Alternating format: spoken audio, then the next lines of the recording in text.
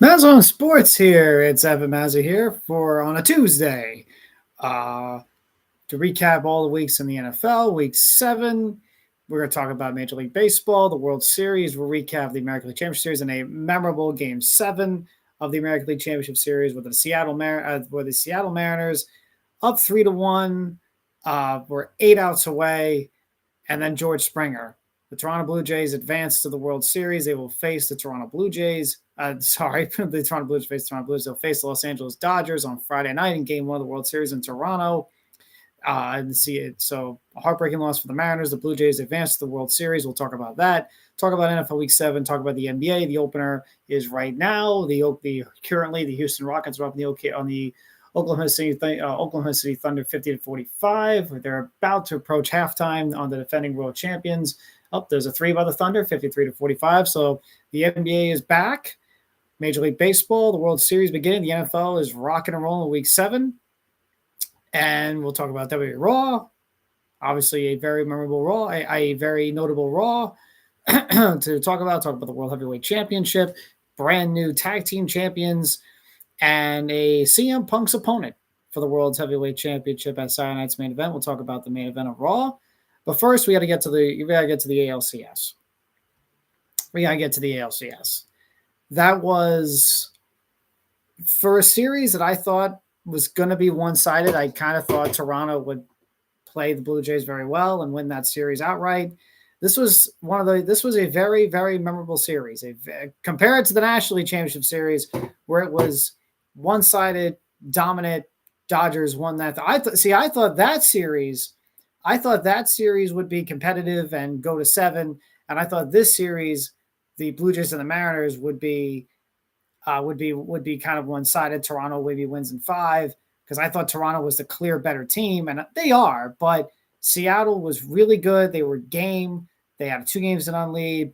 Fortunately, lost 2 of the next 3 in Seattle, and then Toronto, like I thought, won the next 2 games in Toronto at Rogers Center, but it wasn't obviously without some toughness to go on that with some battle. Game 7 obviously would be that game where the Blue Jays would have to grind it out, stay in it, and then get a win and get one of your big superstars that you brought in a few years ago to get the big knock for you to send you to the World Series. It's what you always sign up for when you get these big free agents, right? You want them to come through in those moments to get that big hit. We'll talk about that. But overall, this series I thought was really good, was really well played, was miles better than the Dodgers-Brewers series in the NLCS. The Mariners played 2 of the – you got to give it to the Mariners. They played 2 of the best well-played series in this whole postseason this year. The series against Detroit where they won that in 5, and then they went to 7 in Toronto. And I didn't think Seattle was really that great of a team. They won the AL West, but you had Houston who had a down year. Texas continues to have a down year after they win the World Series. Their offense really was kind of, aside from Kyle Riley and Julio Rodriguez, kind of an unspectacular offense aside from 1 or 2 guys. They had good pitching, which they always do. They always have good pitching, the Seattle Mariners.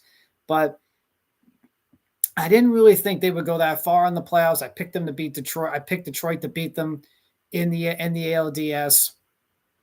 I just thought Detroit was better. They had a little more offense there, but Seattle won that 1 in 5. I thought Toronto was just clearly better than them, but they battled and they came 8 outs away. They came 8 outs away from going to the World Series to face the Los Angeles Dodgers. 8 outs away, and we can talk about what Dan Wilson could have done differently. Should he have gone to Munoz? Should he have maybe gone to a starter or so?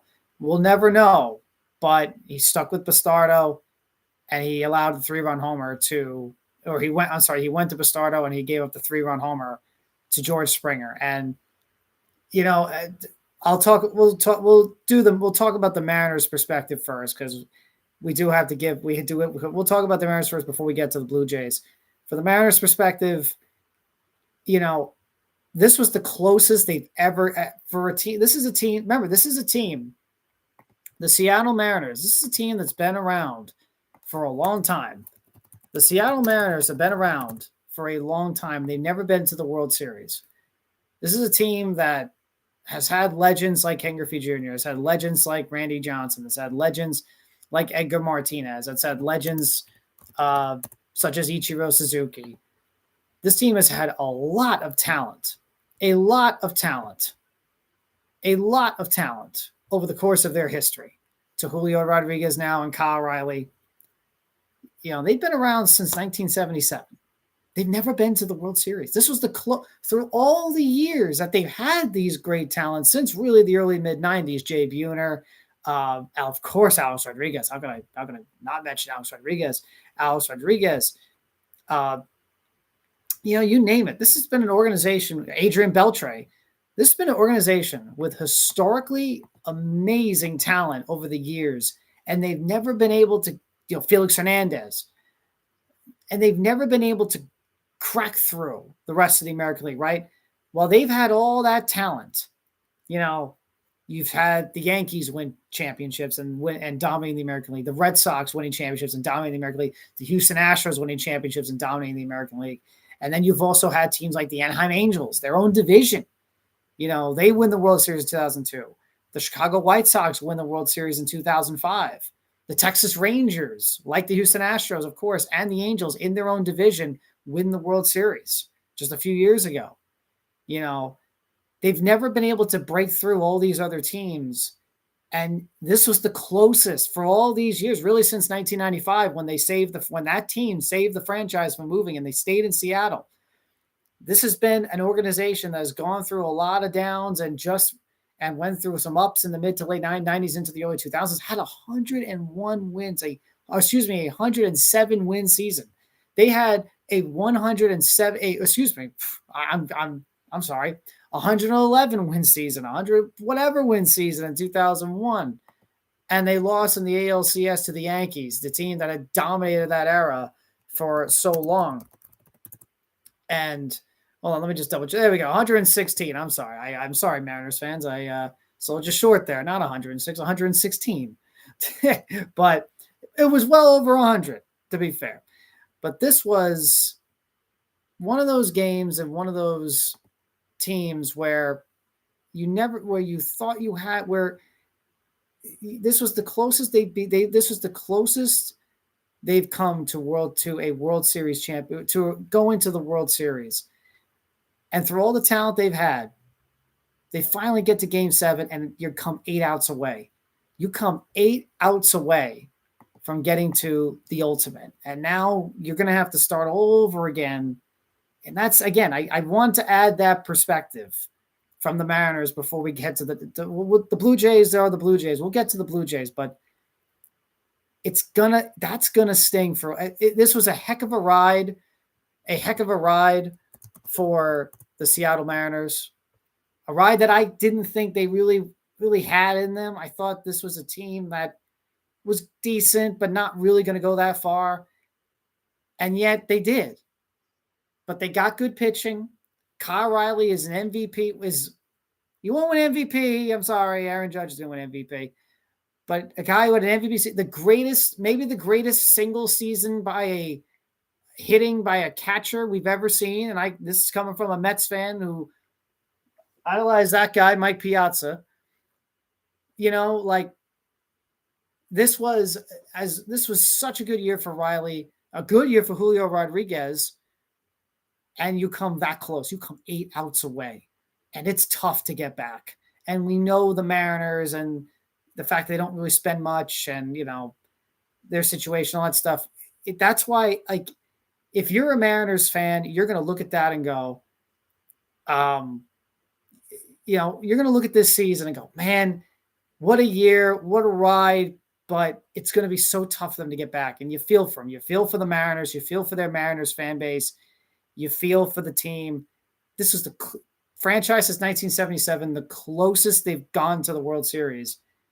And you came 8 outs away, and that's going to stink. But this was a really good team, a really good organization, a really good effort. We can talk about what Dan Wilson should have done, should have not done. The fact of the matter is, I think there really wasn't anything you could do. I think this just felt like the Blue Jays year, and it felt like as that game was going on, Toronto was going to come back and win this thing. But still, an incredible ride, an incredible season. You give your props to the Mariners. And they came that close. And I'll be looking forward to watching them, seeing this offseason, what they do, and try to improve on the team. Because I think, look, the AL West is kind of theirs now, right? The Angels are still the Angels. The A's are still transitioning. The Astros, we'll see. I'm still not, as long as I got Altuve, they're going to contend. But the AL West is kind of their division now. It finally is their division. But for the rest of the American League, look, as long as they have the pitching, I would like to see them improve on offense, though. I like to see them add a little more talent on offense. But this is a good Mariners team. That game last night is going to obviously be with them for a bit. But I'm looking forward to see how they do in the offseason, what they do in spring training. But congrats to the Mariners, a heck of a year. Now to the winners, the Toronto Blue Jays. George Springer. This is why you signed that guy. This is why you signed George Springer. You signed George Springer for a moment like that. You know, people wonder, why do all these teams sign these big name free agents? Why do the Mets sign Juan Soto? Why do the Blue Jays sign George Springer? Why do the Dodgers sign Shohei Ohtani? That's why. What George Springer did last night, that's why you signed him. That is why. And by the way, George Springer, not the first time he's done that. And that's, again, part of the reason you signed him. Yeah, it took a minute, obviously, because Springer had some down years, had a couple of inconsistent up and down seasons with the Blue Jays. He was, injuries, etc. But this year was his best season as a Blue Jay. This is his best season. And it took a few years. 2021 he signed. But that signing by the Blue Jays, by Springer, if they win, I tell you, it's already now one of the best signings of the history of that franchise. That home run is exactly why you signed that guy. That is exactly why you signed him. It's exactly why you signed him. So it just felt like the Blue Jays were going to win this game, though. It just did. As the game was going on, it felt like they were going to win this thing. They get two guys on base. They get the runners to advance the runners. And here comes Springer. And you know he's going to get a big hit.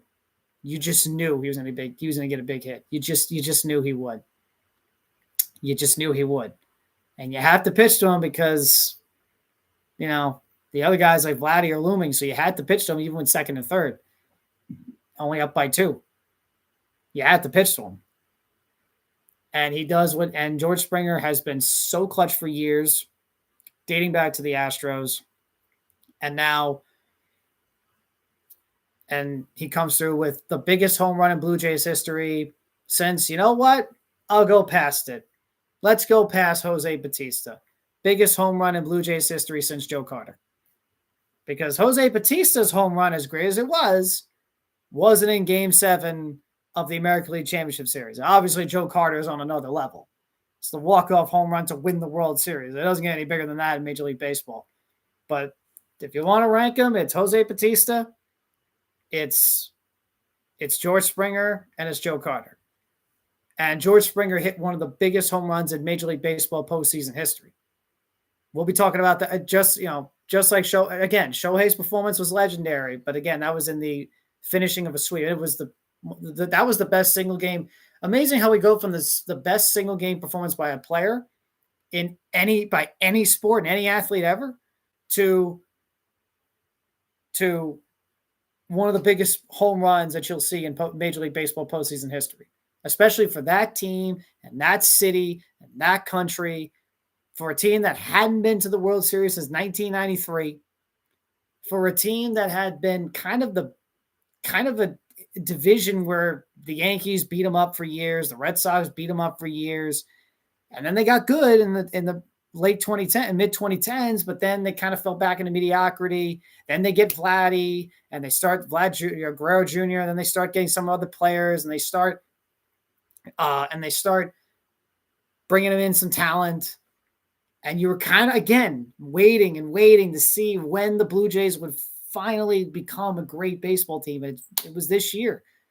They put it all together this year. They signed Vladimir Guerrero Jr., to an extension that I'm sure many people thought they weren't going to be able to get that deal done. They were going to have to eventually trade him, or he would leave in free agency to go to some team like the Mets. And he comes in, they get that deal done, and they go on a run, and now they're 4 wins away from the World Series. It won't be easy, but everything came together for them finally after some years, and now they're in the World Series for the first time since Joe Carter was there, and Paul Mahler was there, and Ricky Henderson was there, and Dave Stewart was there, and Cito Gaston was the manager. They're finally back after all these years, after watching their division rivals win World Series championships. The Red Sox winning 4 titles and breaking the curse of the Bambino. The Yankees winning 5 more championships. They're finally back. And this was all after the Blue Jays won back-to-back championships. It was, again, maybe many of you don't remember, but the Blue Jays, once upon a time, were a really good baseball team and won back-to-back world championships in 1992 and 1993.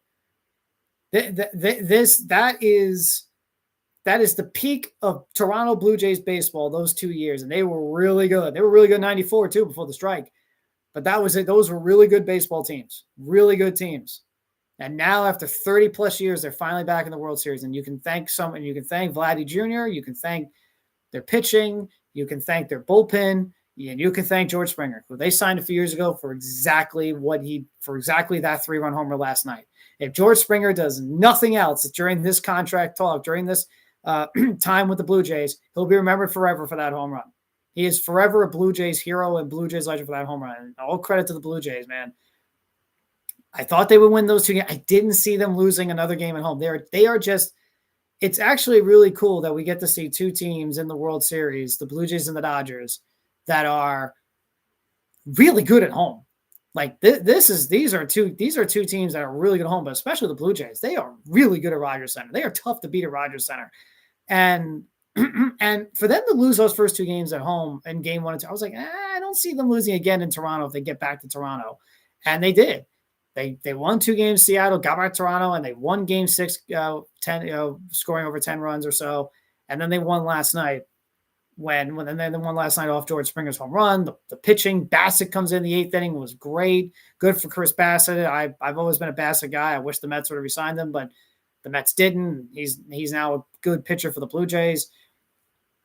They go to Hoffman comes in. They win that one. Hoffman comes in and he gets a 1-2-3. And boy, again, to go back to the Mariners' perspective, boy, you were so close to getting Kyle Riley up. Julio Rodriguez was up 2-0 in the count. And I was like, he's a free swinger and he loves to swing, and you're down by 1. So it's like, if I can get a home run here, right? Tie the game. But Kyle Riley's on deck. He's your MVP. He's got a home run in this game. Obviously Julio does too, but Kyle Riley's been your MVP all season long. He has a home run. You're up 2-0 in the count. Your thing should be get on base, get on base. And I thought, take a strike. Yeah, there's 2 outs, but there's nobody on. You need a base runner. Force Hoffman to throw you a strike. And 2-0, he throws him a slider down and away, not a strike at all. It hits the dirt, and Julio chases and swings. And as soon as he chased and swung that 2-0 pitch, I said, this at-bat's over. Hoffman's got him because Julio is going out swinging now.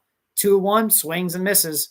And then 2 pitches later, he swung and a miss again for strike 3. I was like, if I was the Mariners, if I was Dan Wills, if I was Julio, if I was the coaches, and say, I would have told them, take a strike. Try to get on base, especially when you have 2 on the count. Try to get on base. We got Kyle Riley coming up. Let's give Kyle Riley an opportunity to give us the lead here, or at least get on base to keep the inning going. I think if you're a Mariners fan, you're the Mariners, you're going to be looking at, to kind of go back to them, you're going to be looking at that like, if only Julio didn't chase a 2-0, because he would have been up 3-0 in the count and with Kyle Riley on deck. So, but Hoffman came in, struck out the side. To go back to the Blue Jays, came out, struck out the side, and the Blue Jays are American League champions. And they've been the best team in the American League. I think we saw, I think, you like to see the best teams in the championships. Obviously, the Brewers had the best record in the National League this season. The Phillies were really good, but the Dodgers, you kind of still saw and said, yeah, they're still the clear best team, right?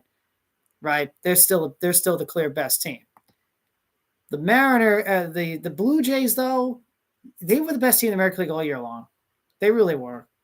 So you really are seeing the best and the best team in the American League and the best team in the National League. And this should be an interesting series. But I will say, which now will transition to previewing the National League, the World Series. I think this is still, as much as what I love seeing with the Blue Jays, and I've enjoyed watching the Blue Jays. I love watching them. I think they're great. I just think it's going to be tough for them to beat the Dodgers. And I think Dave Roberts made his pitching today. It's going to be Blake Snell and Yamamoto for the first two games. It's in Rogers Center. The key for the Blue Jays in this series, if they're going to have to beat the Dodgers, I think the Dodgers win this series in 6. But the key for the Blue Jays to win this series, I think, and it's a tough ask, but you're at home. They need to win the first two games in Toronto. Because if they win game 1, but because if they split game 1 and 2, Los Angeles might beat them 1-2-3 at Dodger Stadium and win the series right there. The key for the Blue Jays is to win the first two games at home, because then you at least guarantee you'll get back to Toronto for game 6 if there is a game 6. But that is going to be the biggest key. You cannot allow the Dodgers to get one at Rogers Center. You can't go down 0-2 to the Dodgers. If you go down 0-2 to the Dodgers, they'll win. The series, they will win the series in 4 or 5. You cannot go down 0-2 to the Dodgers. You can't. You could go down 0-2 to the Mariners and come back and beat them, but you cannot go down 0-2 to the Dodgers. You can't. They need to win both those two games at Rogers Center. If they don't, Dodgers will be world champs again, I think. But this should be a good, interesting series. It's good, and I'll tell you, but I will say this about the Dodgers. I'm talking about the Blue Jays, but to the Dodgers' perspective, to the Dodgers' point, they got such good starting pitching in that league championship series, like really good starting pitching. I don't know if they're going to get that. I don't think they will get that against Toronto, because Toronto's got a better offense. Toronto's got a better offense than the Brewers do. Brewers don't have as much. The Brewers offense doesn't have as much star power, and as the Brewers have a good disciplined offense, except for that series, but they don't have as much star power and as much power as the Blue Jays offense. They don't have a Vladdy Guerrero Jr. They don't have a George Springer. They don't have a Dalton Varsho. They don't have an Alejandro Kirk. They don't have, they don't have that power, the fire of the Blue Jays. They don't have that slugging of the Blue Jays. They don't. The Blue Jays are a different offense. So I don't think the Dodgers are gonna cruise with their pitching just like they did in the LCS. The Blue Jays will hit, but then again, you got the Dodgers offense that is just so good from number 1 to number 9 and on the bench. They're just so good. They're just so good from 1 to 9 and on the bench. They're just so good. I think this series will come down to these first two games in Rogers Center, but it should be interesting. The series begins Friday night. It'll be an interesting World Series. I'm going to predict the Dodgers in 6. I think the Dodgers and Blue Jays split in games 1 and 2. But I think, again, the key for the Blue Jays to win those first two. I then think the Dodgers win 2 out of 3. I think Toronto will get 1 at Dodger Stadium in that scenario. Dodgers win 2 out of 3 in Dodger Stadium, and then they'll win the series in Game 6 at Rogers Center. But should be an interesting series, and it is a team that is trying to become a dynasty, trying to win their 3rd championship in 5 years, against the underdog Blue Jays, the Dodgers, who are quote-unquote ruining baseball. Not my words, Dave Roberts' words. But the team that nobody really wants to see win the World Series again and go back-to-back, the Dodgers are going to become a dynasty and looking to become the first team since the 98, 99, 2000 Yankees to go back-to-back. And the Yankees, of course, went back-to-back. But the Dodgers looking to become the first team since then to go back-to-back. And they're trying to cement themselves as a dynasty for their 3rd championship in 5 years and to go back-to-back. And the Blue Jays are trying to upset them as the underdog, beat them, and win their first World Series since 1992 or 1993, excuse me. It's going to be interesting. This is, to me, a very interesting series. And I think it's going to come down to the bullpens. The Blue Jays have a good bullpen. Dodgers, kind of iffy. So the bullpens could certainly play a big factor in this one too. If the Blues, these are just things, that's a thing for the Blue Jays. If they're going to win, they got to get to the Dodger bullpen, which means you got to beat the Dodger starting pitching. So a lot of interesting keys, I think, to this series. We'll talk more about the series on Friday before game one, but this is a very interesting series. So, and I think it's going to come down to the first two games. It's going to come down to the Dodger bullpen and the Blue Jays bullpen, the Dodgers starting pitching. Can the Blue Jay offense hit off that starting pitching of Snell and Yamamoto and those guys? So, be a very interesting series. Dodgers trying to be a dynasty, and the Blue Jays trying to win their first championship in over 30 years or 30 plus years. So, we'll see what happens. But it was a very good ALCS, very fun ALCS. Very good ALCS. Congrats to the Mariners. They had a great season. Congrats to the Blue Jays on winning the American League pennant for the first time in over 3 decades. Dodgers again going to the World Series. It's history versus a team trying to win their first title in a long time. So we'll see starting Friday night in game 1 of the World Series. On to the NFL. Week 7. The NFL continues to be complete chaos. It continues to be a complete ride that we have just no idea who's the best. Although I think I know who the best team in the NFL is, but even then it's not clear. But I think they're the best. But we'll go week 7. Obviously, we talked about the Bengals beating the Steelers on Thursday night. They got that big win on Thursday night over the Steelers. Rams beat the Jaguars 35-7. We talked about that game last week. Rams beat the Jaguars 35-7. Just dominant by the Rams. I was kind of surprised that the Rams dominated the Jaguars that much, but they went to London and just dominated the Jaguars. And I think it just tells you that the Jaguars, again, I'm not going to say they're a bad team, but they're definitely a team that's not particularly really good or anything like that. They're just a decent little team that could maybe get a third wild card spot. I think they'll be in the wild card spot towards the end. Again, I do think they're decent, but they're not anything, great or anything. They're not anything above decent right now, the Jaguars. Patriots beat the Titans. The Titans are woeful right now. Again, it's the struggles of having a rookie quarterback, obviously, with Cam Ward. I think Cam Ward's playing the best he can. Obviously, they fired Brian Callahan. I don't know if the Patriots are for real or not, but they're playing good. So I'll leave it at that with the Patriots. I know they beat the Bills, and I know that's got everybody excited about the Patriots. And obviously, if you're a Pats fan, you're happy that the Patriots are playing good football again. It brings you back to just a few short years ago, and they're back to playing great football. Although they were good in 2021, I think many people forget that the Patriots were actually a good team in 2021, made the playoffs with Mac Jones. But anyway, the Pats are back. But again, I'm not sure if they're for real or not. I know they beat the Bills, but so did Atlanta. And I don't think many people think Atlanta's for real. But, you kind of have to take, again, it's a week-by-week league. Patriots are 5-2. They're in first place in the AFCs. And if you were to tell a Patriots fan or any NFL fan, if the Patriots are in first place in late October, you'd be like, hey, that's great. But, if you're a Patriots fan, but I'm not sure if they're for real, but Drake May's a good quarterback. They got a nice defense. Mike Vrabel's a good coach. So they got some positive momentum going on with New England. So, but they went to Tennessee and played their game and won. Bears beat the Saints 24-16. Again, with Chicago, the Saints, they're the Saints. Chicago went home against the Saints. They won the game. They're what? I think they're 4-2 now. Ravens this week.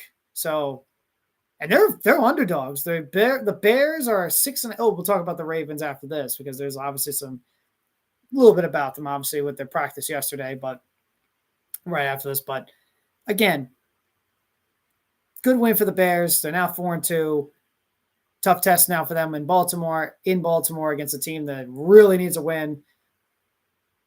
So, but the Bears come in at home and they get a win at home.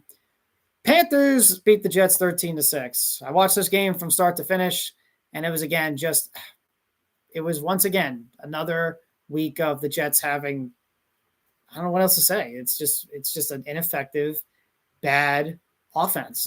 It didn't look like an NFL offense. And they made the change at halftime.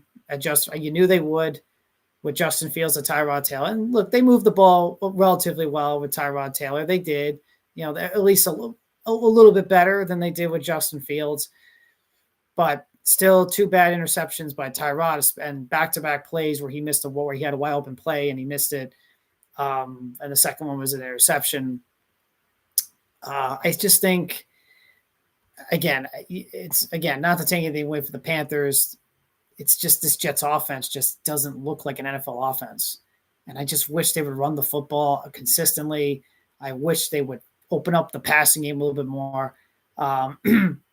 And there was a report today from, I believe it was ESPN's Rich Cimini, that said the Jets are, or at least they will, or at least it looks like they're going to make the move officially to Tyrod Taylor starting quarterback, which means Tyrod Taylor will be the starting quarterback. If Tyrod Taylor's going to be the starting quarterback, I think he should be the starter for the rest of the season. If this, I don't think Justin Fields should be the starter again. I would rather see Fields start because I feel like the Jets are misusing him and they need to use him better than the way they're using him. But if you're going to make if you're going to make Tyrod the quarterback, but if you're going to make him the starting quarterback, Tyrod Taylor, then I think he should be the starter through the rest of the season. So they did move the ball a little bit better with him, but again, wasn't by a lot, but they did. Just a couple of bad interceptions by Tyrod, especially the 2 misses back-to-back. Second one was intercepted, obviously, the wide open plays. But this is just an offense that just looks like it's like, where's the game planning? Where's the strategy? Where's the creativity? Where's the play action pass? Where's the rolling out with Justin Fields or something? Where's the balance? Where's the balance? Run, pass, run. The first half offense, like the end of the first half offense is back-to-back weeks, not very good. Where's the consistency? Where's the game planning? I think a lot of it, we can point to the players, but I do think a lot of it is coaching and a lot of it is Tanner Engstrom. So again, it's just tough. And Woody Johnson came out today and he was talking to the media for some reason. And he was already doing a voice of confidence for Aaron Glenn. Now I like Aaron Glenn, I do. But not exactly ideal to have Woody Johnson, your owner, after not just the first 7 weeks of the season, but the first 7 weeks of your NFL coaching career, saying that he's confident in his coach. And again, not exactly ideal. Again, like I said, when you need for a first year, for any coach, but a first year head coach especially, for your owner to already come out to the press and start talking to the press about the confidence in you, but I look at this, the bright side though, the bright side about the Jets for the second week in a row was their defense. Their defense played pretty well. Their defense hopefully is starting to turn again, hopefully this defense is starting to turn here. Here's Woody Johnson's full clip. Before we talk about the Jet defense, Woody Johnson said he thinks Aaron Glenn is turning around parts of the team, but it's hard when you have a quarterback with the rating that we've got. What does that mean? Once again, Woody Johnson is talking about ratings, like Madden. Remember that, Madden? But he's talking about the quarterbacks. If we just could complete a pass, it will look good. If you look at any head coach with a core like that, you're going to see similar results. So Woody Johnson also throwing Justin Fields under the bus. Yeah, Woody, I think you should just, we'll see in the, I don't think Woody Johnson just doesn't know when to stop talking. That's Woody Johnson for you. Throwing his quarterback under the bus. Woody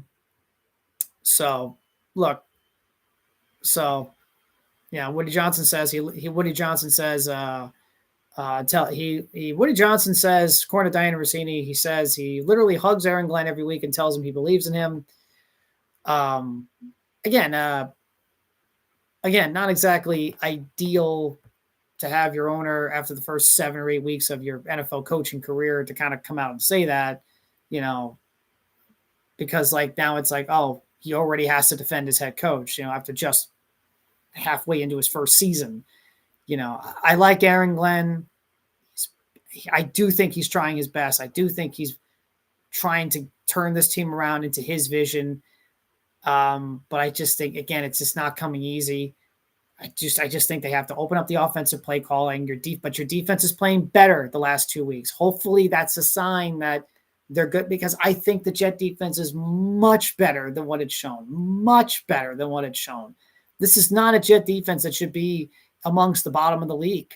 This is a good defense. They got players. You got Sauce Gardner. You got, Quinnen Williams. You got Will McDonald, Jermaine Johnson, etc. You got some players on this defense, man. This is a good unit. This is a good defense. So hopefully these last 2 weeks, is tells you that the defense will at least turn around. They'll keep them in games. The defense kept them in these last 2 games. The Jets should have 5 wins right now. They should have beaten Pittsburgh. They should have beaten Tampa Bay. They should have beaten Miami. They should have beaten the Broncos. They should have beaten Carolina. This team should have 5 wins right now. And this defense last 2 weeks has kept them in the game while their offense has lagged behind. So a tough game to watch for the Jets, a tough game to watch as a Jets fan. And again, you just want to see more from this offense, but they're going to go with Tyrod Taylor the rest of the way. We'll see how it transitions. Again, I think Tyrod fits. I think Tyrod does fit this offense more.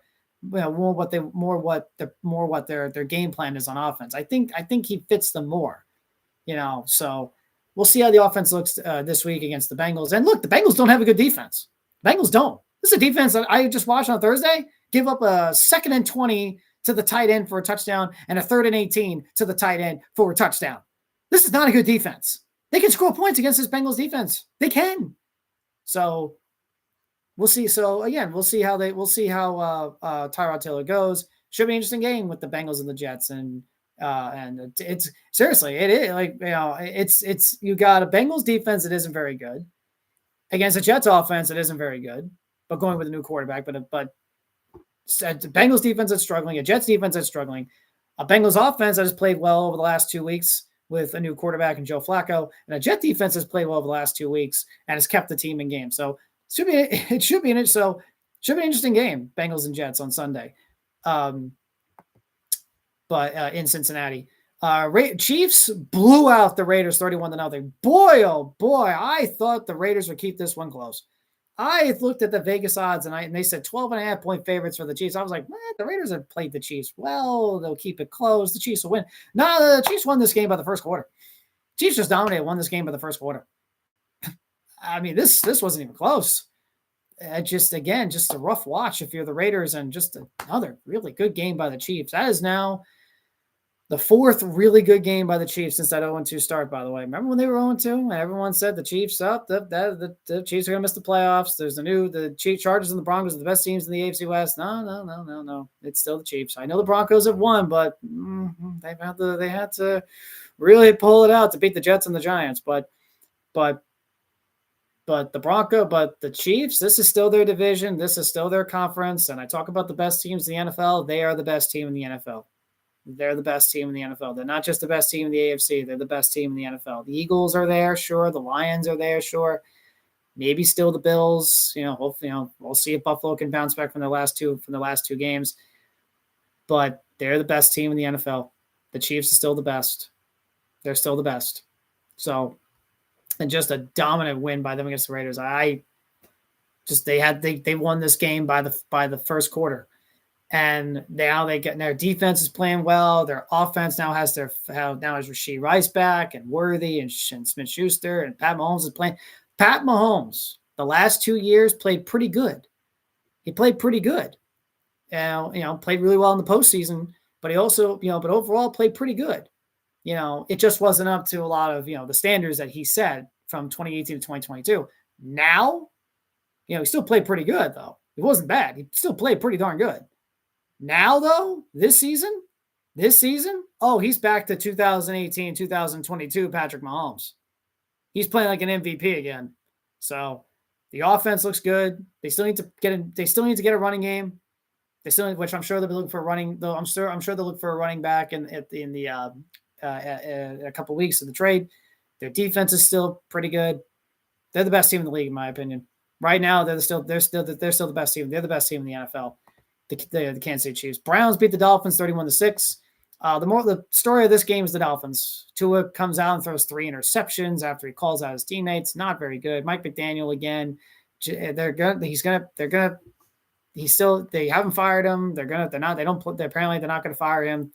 So my guess is it looks like he's going to finish the season, barring if anything continues to go bad. I don't know, but it looks like he's going to finish the season. But Tua Tagovailoa, man, you can't respond. That's your response. I mean, you call out your teammates saying they're late for meetings on stuff in the middle of during the your press conference, and then you go out and play like that. I know that's a good Browns defense. That's a good very good Browns defense actually. It's in Cleveland. Bad weather. I get that, but you can't go out there and have a 100-yard, 3 interception game and you get benched for Quinn Ewers. The Browns just that. I mean, again, you don't know what the future holds for Mike McDaniel and Tua Tagovailoa, and this season has spiraled out of control for the Dolphins. They're good for the Cleveland Browns to get their second win. Junkins had a really good game, 3 touchdowns. Their defense is really good. Gabriel had a decent game, so good for the Browns to get their second win. But the story of this game is the Dolphins. This is just a Dolphins team that is in for a big, big rebuild. And Jalen Waddle, I'm sure, is going to be traded to who we'll see. But this is a Dolphins team that is approaching a big rebuild. And it's a shame because this is a Dolphins team that, just a few years ago looked very promising with Tua and Tyreek and Jaden Waddle. They were scoring a bunch of points. And Mike McDaniel looked like a genius. It was just a few short years ago where they looked like they were going to be the new hottest ticket in the NFL. And then culture, locker room stuff, the coach kind of losing control of the locker room, Tyreek Hill, Tua now, the defense not playing well, not playing great in November, December, when the weather gets colder, losing playoff games. And now this season is kind of, looks like they're going to approach a rebuild here for the Dolphins. So just the story of this game is the Dolphins.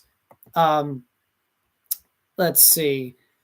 The Eagles beat the Vikings. Hey, story of the game here, folks. A.J. Brown and Devontae Smith are very happy on the Monday. We're very happy yesterday and after this game on Sunday.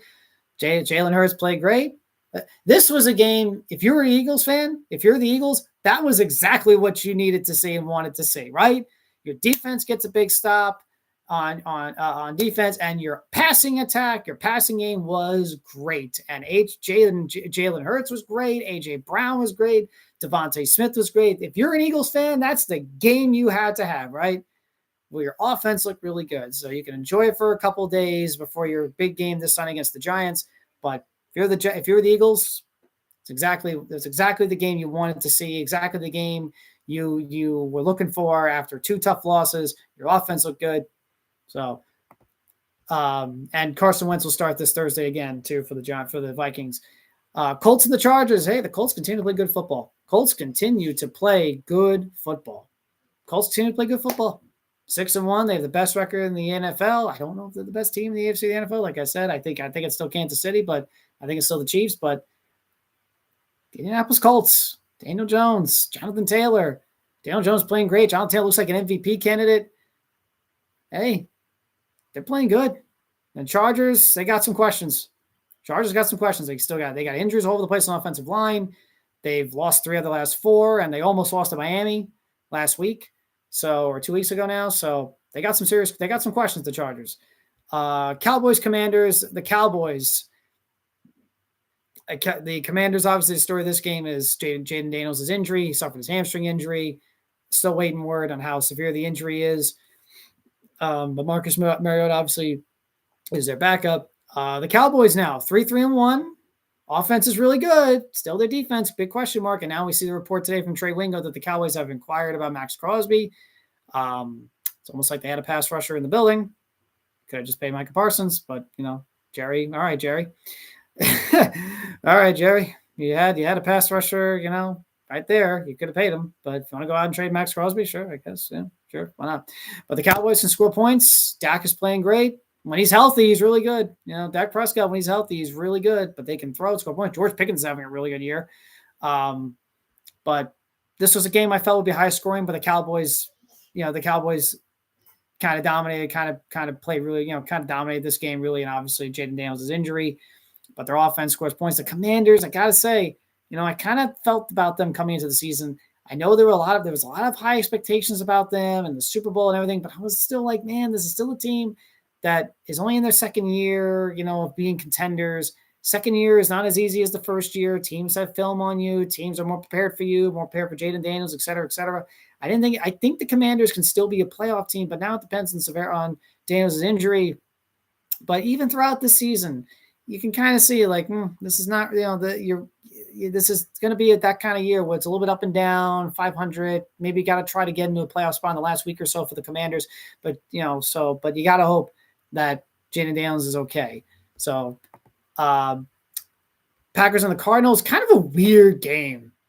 Very weird game. This was low scoring and close for a while. Arizona was in control and kept up, and Jacoby Brissett played a good game. So this was a weird one. I thought Green Bay would play a lot better than this, but they were able to get out of Phoenix, Arizona with a win. Gotta say, I'm not as high on the Packers right now. I'm not. I think Green Bay has a lot of work to do, especially with that passing attack on their offense. They could certainly use another wide receiver in that offense. But the Packers go weird game. They win a weird one in this one, 27-23 over the Cardinals. 49ers. 49ers win over the Falcons 20-10.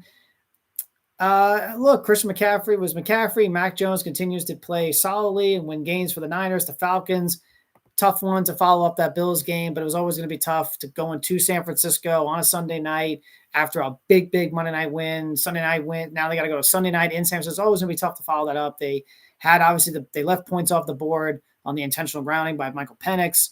I like it. I like Penix. They got a good defense, but that was always going to be tough to go to follow up that Buffalo win at home on Monday night to travel on the road to a tough San Francisco team. Their defense is playing really well. Bryce Huff's playing really well. Mac Jones has played well, so the Niners get the win there in San Francisco. Doubleheader Monday Night Football. The Detroit Lions just pretty much dominated the Buccaneers. Obviously, the big story of this game is Mike Evans' injury. Looks like he's going to be out for the rest of the regular season. They're hoping they can get him back for at least the postseason. But that's a tough blow for the Buccaneers offense. But the Detroit just played so well, and Gibbs is just, man, I love Jahmyr Gibbs. I love him, not just because his nickname is Sonic. I love him. He's so fun to watch. This Lions team, when they're clicking, when they're rolling, they're balanced on offense. They're so good. I think right now they're the best team in the NFC over Philly. I think I give the Lions a slight bit over the Eagles, but it's close between the two, very close. But when they are clicking, when they are balanced on offense, they're tough to beat. And they showed that again on Monday night last night. When they're balanced, they are so tough to beat. Texans Seahawks, another weird game, because this was a game that Seattle should have blown out Houston on, but too many mistakes, 4 turnovers by the Texans defense from the Seahawks offense by the Texans defense. But the story of this game was the Seahawks defense and that Texans offense. Again, the Texans offense has injuries. Offensive line isn't very good. CJ Stroud took a beating from that. The Seahawks defensive line just dominated this game. But this was a game that the Seahawks offense should have had control over. I think they should have ran the ball a little bit better. Sam Darnold, I love him, but you got to take care of the ball just a little bit better. I do think, though, Mike McDonald, you got to stop playing cute, dude. When Sam Darnold is rolling, let him roll. Remember a couple weeks ago, Tampa, when they lost Tampa Bay, one of the big reasons why they lost because they did the whole thing with Jalen Milroe and he fumbled the ball. Last night, did a wire after a great big completion by Sam Darnold on 3rd down to get them around the 20 or so yard line. He then opens up a wide receiver pass with Cooper Kupp, who, by the way, had never thrown a pass. He throws, intercepted. And that, could have had points on that drive, right? I think the Seahawks also had 2 plays, 2 defensive sacks and a fumble or so that I thought should have been a safety that the referees got wrong. The referees ruled CJ Stroud down at the 1 because he was touched at the 1, even though he was, but he did land in the end zone, which I felt should have been a safety. Then there was a fumble by Stroud that they ruled an incomplete pass that the Texans picked up. The Seahawks almost picked up for a touchdown, but the Seahawks picked it up, or the Texans picked it up, or dove on it in the end zone, back of the end zone, which would have been a safety for the Seahawks. So, and then there was a missed extra. Then there was a blocked field goal by the Texans. The refs ruled that incomplete pass instead, which I felt should have been a fumble.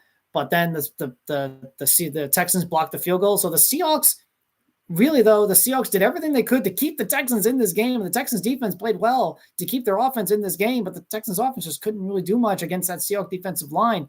This game should have been a blowout, but Houston's defense and Seattle's offense kind of having some questionable play calls and all that stuff and missing opportunities kept them in the game, but Seattle was able to get the win. So a very weird game. I like Seattle. I like the Seahawks. I don't love the Seahawks. And I love Darnold, but I don't love the Seahawks. I like them. I like their defense. I love Darnold, but I don't love them. I don't love them. There's something about them that I just don't love. I've heard people talk about the Super Bowl with them. I'm not sure about that. I think they could, first of all, Sam Darnold, love Sam, but he's got to win a playoff game. Sam Darnold has not won a playoff game his entire career. So, yes, he was a backup for a few years, and, of course, he was on the Jets. But he hasn't won a playoff game yet, so he needs to win a playoff game first. I don't know if they're a Super Bowl contender, though. They're certainly a playoff team. Wouldn't surprise me if they won the NFC West. I don't know if they're a Super Bowl team. Broncos and the Giants. I saved this one because this was the one that just was a roller coaster in the fourth quarter. Absolute roller coaster in the fourth quarter. And this was the kind of game that if you're Brian Dable, you can't lose that one, man. They were up 26-8 with 5 minutes to go, 5:30 or whatever it was to go in the game. You cannot lose that game, dude. You can't. And yet they still could have won because Jackson Dart, got a little lucky because he had about three passes that should have been intercepted. Got a little lucky, but he led a game-winning drive. He had a bad interception, but he led what should have been a game-winning drive. And then your defense, with 30 seconds left, gives up two chunk plays, two big chunk plays, plus the Brian Burns offsides. With 30 seconds, and the Broncos have no timeouts, and they give up two chunk plays plus the Brian Burns offsides, and the Broncos win. How, Giants? How? And especially with all the positive momentum you had with starting Jackson Dart, your defense playing good, a big win over the Eagles. You go to Denver. You got the Eagles coming up again. Big win over Denver. You're in Denver. Tough place to play. You're controlling the game. And Jackson Dart's playing good. And you let that one get away. You let it. 33 points in the fourth quarter. 33 points in the fourth quarter. 33. Man. And if you're the Broncos, kind of similar to last week with the Jets, you won the game. You won the game in the NFL. It is hard to win the NFL. When you win the NFL, it's the hardest thing, right? Because the NFL is so hard to win. It's so hard to win the NFL, and the win is a win if you're the Broncos. But wow, this is a Broncos team with a lot of offensive issues. Their defense is great. They get up to the quarterback, but they have a lot of things to figure out on offense. But this is a team that should have lost to both the Jets and the Giants. But that is just really tough for the Giants. The only thing I can say about the Giants is that they got a quarterback. Jackson Dart is good. He threw that bad interception, but in Denver, he played really well. Against that pass rush, without Malik Neighbors, he played really well. Kid's good. So the Giants looks like they have themselves a quarterback. They got to figure out all these other things, whether it's the coaches with Dable or Bowen, defense getting a big stop. But they got themselves a quarterback. Damn. If they would have won this game, and you should have when you're up 26-8, and you had that play, man, when they got that play on third down with Slayton dropped the ball and Theo Johnson picked up and took it away for a touchdown third and long, I said, Giants won this. Like, how do you're not going to, you win a game when a play like that comes along, you win that game. You win that game when a play like that comes along, but no. That is so tough if you're the Giants. That is so tough. And that is going to be really tough. All of a sudden you go from 3-4 and with a lot of positive momentum to now 2-5. 3-4 with a lot of positive momentum, more positive momentum because you go into Denver and beat them. And then now you're 2-5. That is just tough. Real tough for the Giants. Real tough. But that's NFL Week 7. That is the NFL Week 7. Talked about it again. I think the Chiefs. So again, I think the Chiefs are the best team in the NFL right now. But this is a very wild NFL. This is a very, very wild NFL this season. Very wild. It's a roller coaster. It's a roller coaster. It's a roller coaster right now. But that's Week 7. We'll preview Week 8 on Friday or Thursday or Friday.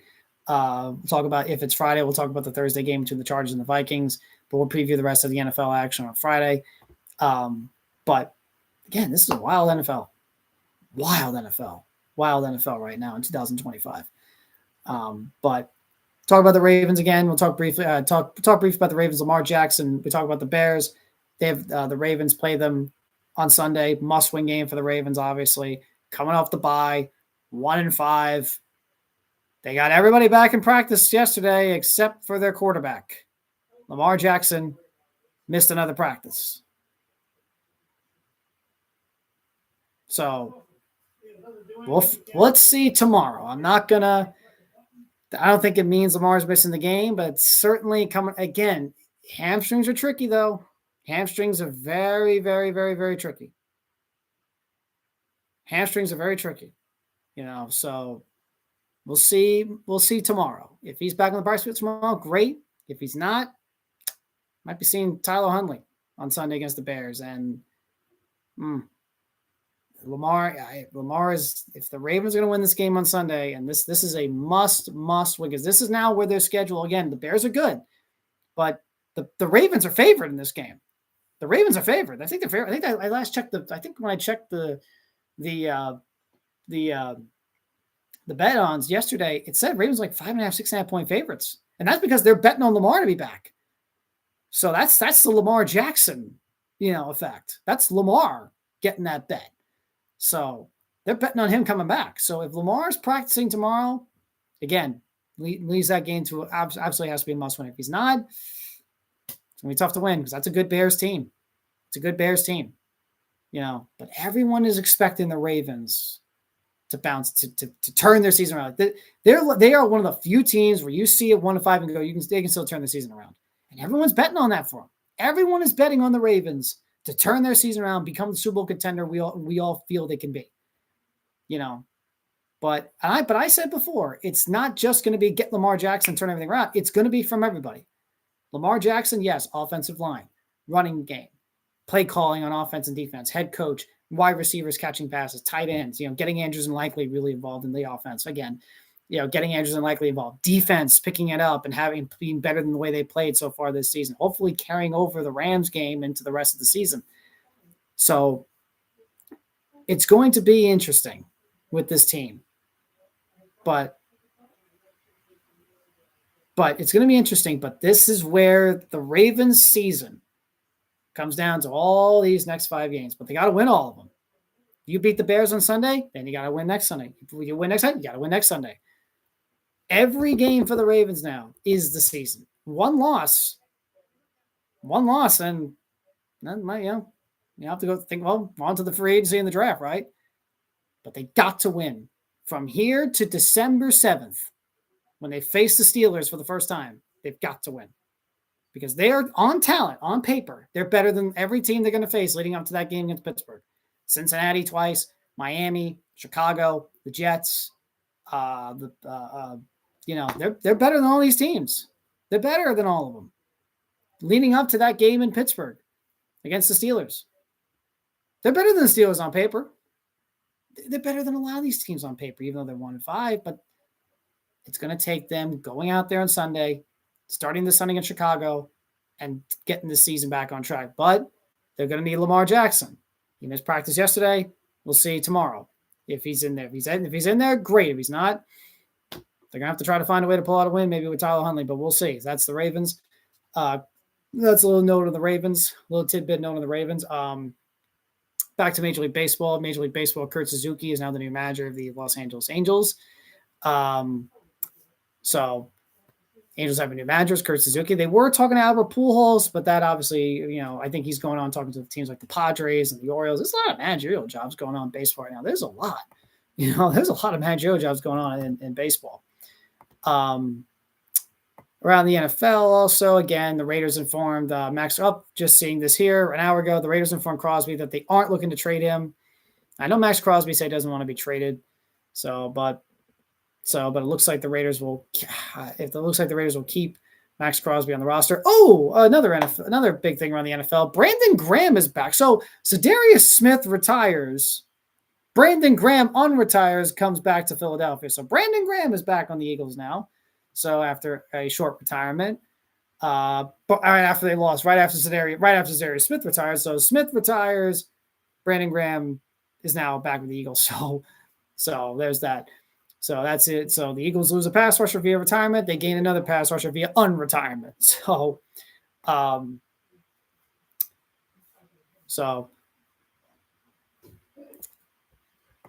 to Monday Night Raw. I think we should talk about Monday Night Raw. They're about to go in the fourth quarter in the Thunder Rockets game. They're about to go in the fourth quarter there. On to Monday Night Raw. The World Heavyweight Championship, it's obviously the reports are out. It's been confirmed. Seth Rollins got shoulder surgery. He's going to be out for a while. So the World Heavyweight Championship was vacated on Monday Night Raw. And they decided to hold it up. It is now 79-77 Houston early in the fourth quarter. So the World Heavyweight title was vacated. Rollins is going to be out for a while. Battle Royal on Monday last night to determine who would face CM Punk at Saturday night's main event. Braun Breaker and Bronson Reed, interestingly, were not in that Battle Royal. I thought that was interesting. Why would they not put him in the Battle Royal? I don't know, but Adam Pearce's logic, this is in storyline, the character logic was, well, you attacked Seth Rollins, you put him on when he was hurt. So why should I put you in the title picture, and just give you a chance and just give you an opportunity for the world title? So, hey, a wrestling GM using logic here. Hey, look at that. So, but they booked those two not to be in the Battle Royal, which I, again, thought that was interesting because some people in the Battle Royal were AJ Styles, Dom Mysterio, Jey Uso, LA Knight, Ivar, I think, Otis, Sheamus, Rusev, Kofi Kingston was in it. El Grande Americano was in it. Who else was in it? And so on and so forth. But all those were in the Battle Royal. CM Punk showed up on commentary to commentate the Battle Royal. I predicted AJ Styles. I thought AJ Styles would win the Battle Royal. We haven't seen AJ Styles versus CM Punk. I thought he would win the Battle Royal. Something new, a new match, something new, something fresh. AJ Styles is also, he announced that next year will be his last year competing in professional wrestling before he retires. So this will be his last year next year. So I thought maybe, hey, Saturday night's main event, Punk and Styles for the World Heavyweight title. It should be a good treat for the fans in Utah. So he was my pick to win it. He was my pick to win the Battle Royal. But it is Yeet, Jey Uso. Jey Uso wins the Battle Royal. He last eliminated Dom Mysterio, who went all the way to the top two. So it's Jey Uso versus CM Punk for the World Heavyweight Championship at Saturday night's main event with the interesting camera angle. Jimmy Uso. Jimmy Uso was in this Battle Royal as well, with the interesting camera angle of Punk and Jey facing off, and in the middle, right on the ramp, watching was Jimmy, because Jey eliminated Jimmy. So a little tease and everything, right? That Jimmy might cost Jey or so on and so forth. I hope not, because I don't want to see Jimmy versus Jey again. Guys, we saw that 2 years ago or last year. Yeah, last year. That match wasn't very good. I don't know if you want to see the super kick match for another 16 to 20 or 15 minutes. So, but I don't want, I don't think anybody wants to see Jimmy and Jey wrestling again. We don't want to see Jimmy betraying Jey. I don't think we need to see that again, or at least costing Jey or something like that. And Jey gets upset at him or something. I don't know. I don't need to see their feud. Just keep them together as a tag team. I don't need to see Jimmy and Jey again wrestling. I don't want to see Jimmy and Jey, or need to see Jimmy and Jey wrestling for 15 minutes doing nothing but super kicks. I don't think anybody else really wants to see that either. But it's Jay and Punk for the World Heavyweight Championship. I'm predicting CM Punk to win it. And he would get a interesting. Well, it'll be interesting to see how long the reign goes because there's Braun Breaker. Obviously, I think he's going to be the world champion now with Seth Hurt, and hope he might be the world champion coming into WrestleMania. We'll see, but I think Punk's going to win. He's my early pick to win it. We'll talk more about Science Main Event next week. But I think Punk wins the match if I have to predict. If I have to prediction now, and it'd be cool to see Punk finally get a proper reign with a belt, with a main world title belt. Remember, when he came back to AEW, when he came back to wrestling in AEW, he won the AEW World Championship, but then on the Dynamite after against Page, the Dynamite after he jumps into the stands, into the stands, and he breaks his ankle. Doesn't vacate the championship, even though he told Tony Khan that was the best idea. He wanted to vacate the championship, but Tony Khan didn't vacate the championship because he wanted to keep the title on Punk, put the interim championship on Jon Moxley, do a whole title unification thing, but Jon Moxley didn't like that because he didn't like the interim title thing, and Moxley that's the whole Rocky story thing. Moxley then beats Punk at AEW Dynamite when Punk was still hurt and not cleared to wrestle. People forget about that. Moxley beats him to win the world title, and then they have the match at All Out, the rematch at All Out. Punk beats him. So he gets his second reign there. Then Brawl Out happens, and he gets stripped of the belt. And then he then brings out the title on Collision, and he calls it the Real World Championship. And then All In, and then All Brawl In happens, and then that title, and then he gets fired, or he quits. Really, he quit. He didn't get fired. He quit. And then he goes to WWE. He wins the world title at SummerSlam. And then he gets cashed in by Seth Rollins. So CM Punk, since he's been back to wrestling, has won a world title 3 times, and he has not had a proper reign with any of them. So it'd be nice to see Punk win if he does win the championship, which I think he will. It'd be nice to see him get a nice little reign there, a proper reign with the title belt before he eventually probably, I would assume, drops at the Braun Breaker. And then he would move on to Cody Rhodes at WrestleMania. CM Punk would. But that's my prediction. My prediction is CM Punk and Jey Uso. CM Punk beats Jey Uso for the world title. But AJ Styles' night was not over, folks, because before the match, the Battle Royal, AJ Styles did walk out. He may not have walked out as number one contender, but he walked out with the tag team championships. Him and Dragon Lee, a.k.a. AJ Lee, won the World Tag Team Championships from the Judgment Day. So AJ Styles and Dragon Lee are the WWE World Tag Team Champions. They beat the Judgment Day. So another title change. Interesting. It's a second SmackDown had the US title change. Now Raw has their tag team title change. So AJ Styles and Dragon Lee are the World Tag Team Champions. Other notable things, Stephanie Vaquer was helped out by Nikki Bella against Roxanne and Raquel after Stephanie beat Roxanne in their match. So it looks like we're going to get a tag match, at least a Science Main Event or something like that, with Nikki and Stephanie versus Roxanne and Raquel. Definitely thinking we're going to be getting that Stephanie-Nikki match pretty soon. Could be at Survivor Series in San Diego.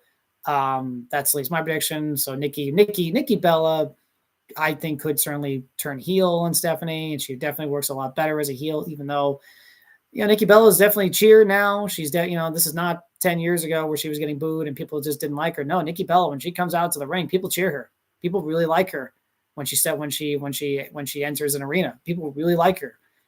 So, and she gets loud cheers. So it might be interesting to see if they turn her heel, but I could see them still keeping her as a babyface, even though so it'll be interesting to see what they do with, but I think this whole alliance with Stephanie and Nikki is going to lead to a match at Survivor Series for the world title. I think it'd be Survivor Series for the world title. Stephanie beat Roxanne on Monday. I thought the whole thing would be Stephanie and Roxanne for in a pay-per-view or at Saturday's Main Event, something like that for the world title.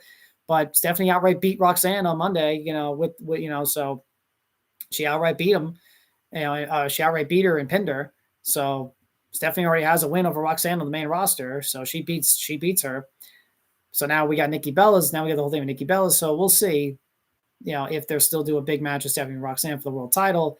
But it certainly looks like the plan, Stephanie and Nikki Bella, I would think, at Survivor Series in San Diego at Petco Park. So, so we had the cash in. So we had we had Seth Rollins vacating the world championship due to injury. We have AJ Styles and Dragon Lee now new World Tag Team Champions. We have Stephanie and Nikki Bella teaming up, looks like against Roxanne and Raquel. And we have a new number one contender in Jey Uso, or a number one contender face CM Punk for the world title of Jey Uso. And Jey Uso, he wins the Battle Royal, and it'll be Jey Uso versus CM Punk for the World Heavyweight Championship at Saturday night's main event. So interesting to see how all this goes. Just a quick update. Look at some of the hockey games. Florida, the Panthers up 2-2 on the Bruins. It's a tie game, 2-2. They were in commercial break. I think the Thunder is still winning that game. Later on tonight is the Lakers. Let's see who they're playing. Who are the Lakers playing? The Lakers are playing the Warriors. The Lakers and the Warriors tonight at 10 o'clock. It is 90-85 Rockets in the fourth quarter. 6 minutes or so left in the game. So again, that's doing right. That's Monday Night Raw. Again, a good show. Obviously, an overall good show. Obviously, a lot of people are not happy with Jey Uso winning this Battle Royal. I think I saw it was 19,000 dislikes. 19,000 dislikes on YouTube from the match, or Jey winning. It's one of those things, guys. It's one of those things where Jey Uso is not the greatest in-ring talent. He's not going to put on 5-star matches, but the dude is really over. And the whole and the Yeet stuff and the music and everything, it's really over. And he's selling merch, and that's why he's getting pushed. Now, again, I would not have had him win. I would have either had AJ Styles win, or I would have had LA Knight win. I would have had AJ or LA Knight win. So, but it's like Britt Baker. Remember when Britt Baker, it's like that with her in AEW, right? She was super popular in, at her peak, she was super popular in the arena. People loved her, but online in the IWC, people just didn't like her because she wasn't that great in the ring or promos or, backstage stuff, whatever. But when she stepped into the ring, when she stepped in the arena, people loved her. And it's kind of like that with Jey Uso, obviously. He steps into the ring, people love him, and they're yeeting, and they support him. They say, yeah, let's do the music twice. Let's do the music again, run the music again. They're doing the music, and they yeet and yeeting. And people, and also it goes to the whole bloodline stuff. People love Jey from the whole bloodline stuff, and the Roman Reigns and Jimmy and Jay and Eamon and there's that original storyline from 5-6 years ago that people do still love. And that's another thing. That storyline is still loved by the audience, but not exactly from online, right? Not exactly the IWC, right? So again, Jey would not have been my pick to win the match. He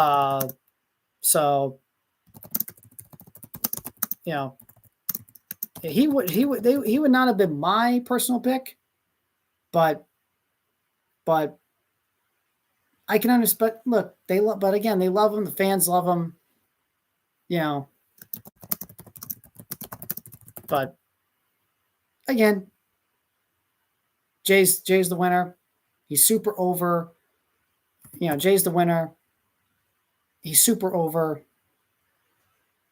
But but again, and this is like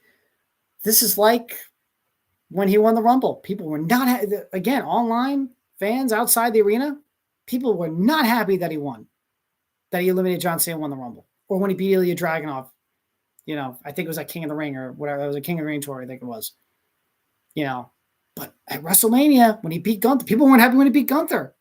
But then he beats Gunther, and the whole stadium in Las Vegas yeeting. When he won the Rumble, the whole arena, I think it was in Indianapolis, whole arena yeeting, or whole stadium yeeting.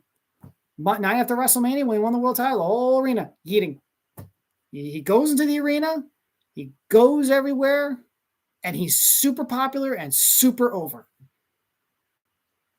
That's professional wrestling. That is professional wrestling, right? You listen to the audience. You go to the crowds and you hear the audience. That is professional wrestling. Jay is not the best wrestler in the world. He ain't, his promos may not be that great, if we're, really, but he's charismatic. He's a good story, tag team wrestler, singles wrestler, and he's really over. He got a catchphrase over, just like many others did. Hey, LA Knight did too, right? But again, he would not have been my personal pick because Punk already pinned him last week. Punk already pinned Jey Uso. He already pinned him to win the number one contendership, and then Jay gets it. Jay gets the number one contendership to face Punk anyway. So, Punk already pinned him, but I would have had AJ Styles or LA Knight win, or even Sheamus or Rusev. Add something fresh, something new. Penta. Oh, Penta was in the Battle Royal. Penta, I think, would have been a great choice against Punk too, but but they're going with Jay. So, but we'll see how that match goes. I do think Punk wins the world title there. But again, I think it was a decent Raw on it. But to AW Wrestle Dream, talk about that for a bit. That was a good show. I enjoyed it. Interesting to see the Statlander. The biggest thing for me is Statlander and Mercedes. That's the big thing. Statlander, that was the big thing that came out of the show for me. Statlander against Mercedes. So, and that match will be at AW Full Gear next month. So, but that's the match I'm looking forward to. And what will Mercedes win? Will they have Mercedes win and win the AW Women's Championship, or will Statlander retain? And maybe we get a little bit of a story going with Mercedes, where that's the one belt she can't win, right? She wins all these championships, right? She's 12 belts Monet, right? She's, or she wrote on Twitter, Ultimo Monet, right? She's got 12 championships now, and maybe she won maybe she won 15, maybe she won another 3, or maybe she's up to 15 or 20 now while I'm recording this video. But seriously, like she's won 12 championships, but she lost that one match to Toni Storm. That's again for the AEW Women's Championship. If she loses again, you can build a story around that. That's the one belt she can't win. That's the one belt that is the AEW Women's Championship. That's the one title that she can't seem to win. You could build a story around that for some time, for some months. And maybe you can even bring that over to other promotions where that's kind of like, to the other promotion where she's got those championships and then she starts losing those championships. Now, again, I don't know if AEW wants to necessarily do that, to have her lose all those 12 championships, which is why I think she's going to vacate those championships, or at least most of them. But you can start a thing where she loses to Statlander, and then she goes around to those other promotions where she got those belts, and then she starts losing them. Maybe not all, because I think she'll vacate some, if not most of them, but she loses like some of them at least, and she starts to wonder, like, it's because of that. It's because I can't get the big one. I can't get the AEW Women's Championship. I got to get that one, right?